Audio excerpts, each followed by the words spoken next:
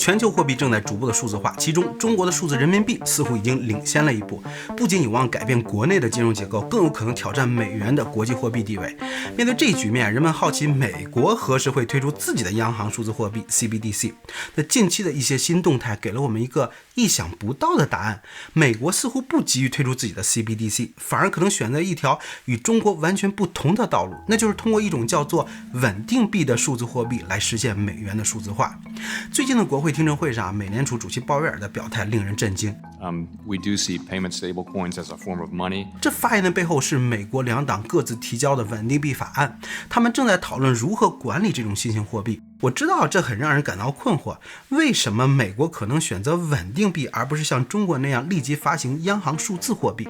这能帮助美元弯道超车，阻击数字人民币，维护美元的主导地位吗？想要回答这些问题你需要了解这个稳定币究竟是什么，为什么它可能是美元数字化的关键，为什么你手上的美元可能很快就会变成这些稳定币。 OK， 在继续之前，我想先感谢一下我的长期赞助商 Surfshark VPN 和他们为大家带来的超额优惠。那今天的主题与数字资产密切相关，我们不得不考虑一个问题如果你的网络环境不受保护，你的数字资产可能会面临风险。公共 WiFi、钓鱼网站和各种恶意软件都可能对你的网络安全构成威胁。这就是为什么我选择使用 Surfshark VPN， 它能对我的网络连接进行加密，确保我在任何地方都可以安心的访问我的数据。那 Surfshark VPN 呢，也是我旅行的必备工具，它允许我将 IP 地址设置到我家的位置，这样我在异地登录重要账户时就可以避免繁琐的身份验证。Surfshark VPN 的另外一个功能是解除地理限制，让我们可以畅享全球内容。一些流媒体平台或者游戏服务可能设有区域限制，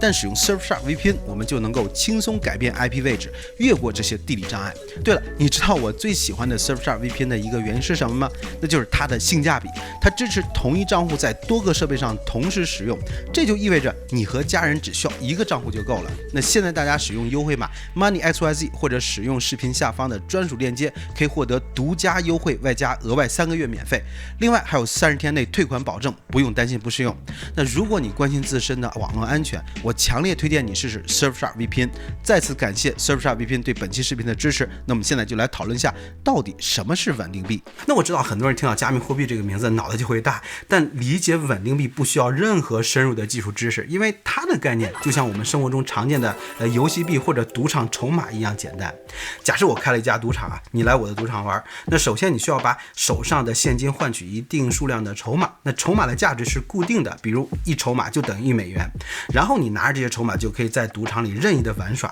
最后如果你还剩筹码，你可以随时兑换回等价的现金。那在这个例子中筹码就像稳定币，赌场就像加密货币的世界，你可以用真实的货币，例如美元去购买等值的稳定币，那然后在加密货币的世界里自由的使用。那现阶段稳定币最主要的用途就是用来购买投资比特币这样的加密货币，当你不再需要它们的时候，你可以随时将稳定币兑换回原来的货币。所以稳定币中的稳定就代表它价值的稳定，比如一个稳定币就等于1美元。那稳定币有没有不稳的时候呢？当然了，假如你购买筹码后我把钱转移了或者花掉了，你再来兑换筹码，我可能就没钱兑换给你，那我的稳定币就爆雷了。所以确保稳定币的币值稳定，就需要发行者保证有足够的现金储备，最好是1:1甚至更多。那你可能会问既然我手上有现金，为啥我不直接用现金进行交易呢？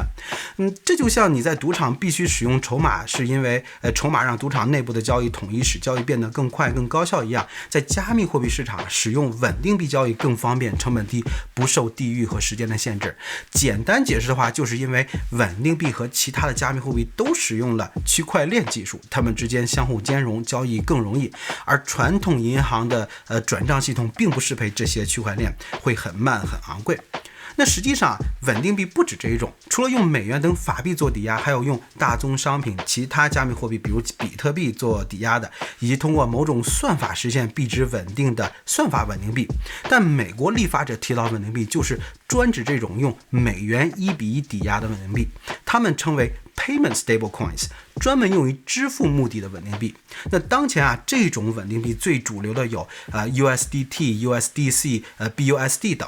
好，那理解了稳定币的基本概念，我们就可以讨论为什么有那么多种加密货币，美国的立法者偏偏就盯准了这种稳定币呢？你当然可以说，这跟最近一段时间的数字货币丑闻有关。那2022年爆雷的 Terra USD 就是一种稳定币。后来的 FTX 爆雷虽然不直接和稳定币相关，但它暴露了对投资者资金和储备金混乱管理、非法挪用的问题。而最近 SEC 调查加密货币交易所 Binance 也瞄准了他们对 stablecoin 的管理。对，混乱的加密货币市场显然需要被监管，但我不认为以上是真正的原因。你看啊，这是2022年发起美国第一个稳定币立法提案的参议院银行委员会委员Pat Toomey 的发言。他说，稳定币有可能改变货币和支付方式，通过将美元数字化，并使其在全球范围内及时、几乎无成本的使用，稳定币可以在实体经济中以各种方式被广泛使用。那这是稳定币 USDC 发行商 Circle 的 CEO 在立法听证会上的发言。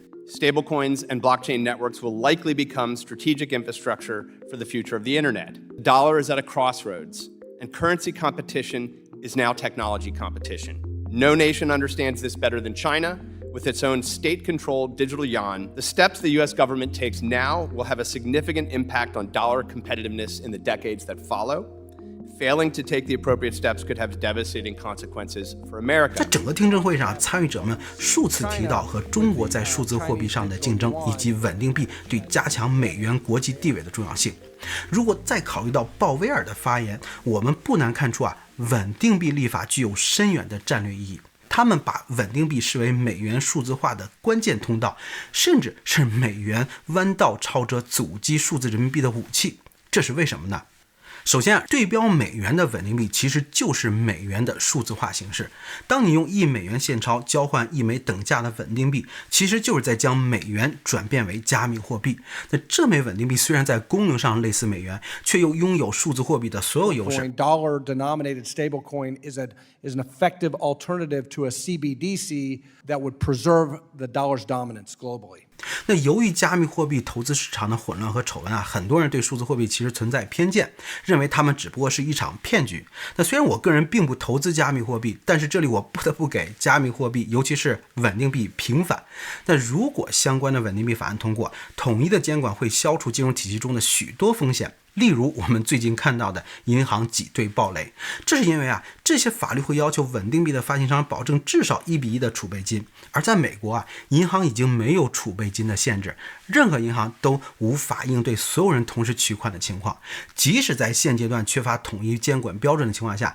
与稳定币的储备金相比，任何一家传统银行看起来更像是个高风险的机构。第二，借助私人企业的创新竞争和市场开发，相比等待美联储漫长的研究开发 CBDC 更符合美国的经济体制和价值观。这也正是美国经济强大的重要原因。一旦相关的法案通过，满足监管标准的稳定币会纷纷涌现，将来每个持有美元人可能都会有一个装满各类美元稳定币的电子钱包。那这些稳定币相互竞争，为消费者提供各种优势，比如使用某个稳定币消费可以享有特殊的折扣和积分，那有的稳定币可能提供更高的利息。无论是线上还是线下的商家都可能接受稳定币作为支付方式，正如中国的支付宝和微信支付。更重要的是，国际销售商也可以绕过银行体系，瞬间接收美元稳定币，实现轻松的跨国交易。到时候任何个人和机构都不需要通过银行就可以持有美元，你需要的就只有一个电子钱包。这会进一步扩大美元在国际上的使用。第三，我在之前介绍 CBDC 的视频里说到CBDC 的一个巨大的风险是可能颠覆当前的金融体系，一旦出错就是毁灭性的灾难。这也就是很多国家迟迟未推出 CBDC 的原因之一。然而，美元稳定币的推出可以保持美国现有的银行和金融体系的稳定，同时推动美元的数字化进程。因为稳定币主要就是用于支付目的，这就相当于只是把当前的支付体系做了一次升级。那现有的金融系统本身并未发生巨大的改变，那这就减小了或者避免了仓促推行 CBDC 可能造成的风险和冲击。最后，私人部门在稳定币试验和创新上的努力，将为美联储未来推出 CBDC 铺就道路。数字货币是一个新兴的、技术含量高的领域，涉及到的问题复杂多样，风险也很大。从稳定币中获取的实践经验和数据，能帮助美联储更好地理解这些新技术的应用优点和局限。此外，稳定币的使用将促进相关应用场景的形成和基础设施的建设，比如支付系统、交易平台和电子钱包等。这对于 CBDC 的推出具有实质性的支持作用。而且这些基础设施建设是很贵的，让私人企业做能够节省更多的公共开支。那通过稳定币的实际运用政策制定者可以更深入地了解数字货币对金融体系和货币政策的影响，这对于设计和推出 CBDC 保持金融稳定有重大参考价值。那当稳定币完成对市场的教育和普及，完成基础设施建设，那美联储推出 CBDC 将会变得顺理成章。那甚至美国都可能不需要推出 CBDC。A similarly designed retail, government-run and administered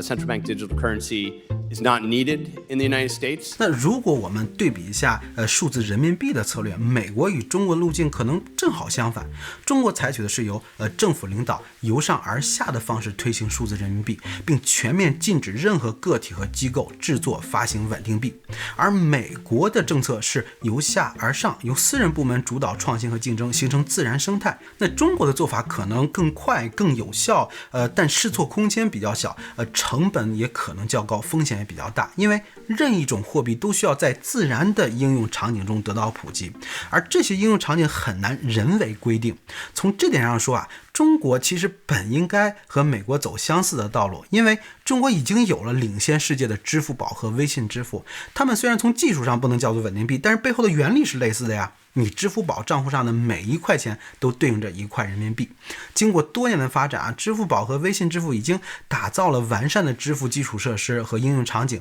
按照美国的思路，那下一步就是加强监管，增加竞争，打通各支付手段之间的壁垒，让他们都成为稳定币这样的数字货币。但是独特的经济体制让中国选择了由上而下的做法，禁止了私人企业发行稳定币，这多少让人感到有些重新制造轮子。而且一旦美国稳定币立法通过，就会把这些被中国拒之门外的金融机构吸引到美元稳定币的生态当中，会让更多的机构参与到美元稳定币的发行和使用之中，进一步巩固美元的地位。中美数字货币的竞争本质依然是经济体制的竞争。那中美的做法各有优缺点，观点也会因人而异。我认为市场的力量会让美元稳定币出现在世界各个角落，满足各种支付场景，让人们更容易持有和使用美元，这将大大巩固美元的国际地位。但是这里有一个重要的前提，那就是美国的立法者能够及时通过这些数字货币法案，这在目前分裂的美国政坛中是个挑战。因此现在判断中美数字货币之间的赢家为时过早，但我们可以确信的是，这场竞争无论如何都将有利于全球金融稳定。OK， 那我很好奇你是如何看待中美不同的货币数字化方式的？美国是否能够通过稳定币实现弯道超车，维护美元的主导地位？你对未来的数字货币世界有何设想？那欢迎大家留言讨论，我们下期节目再见，拜拜。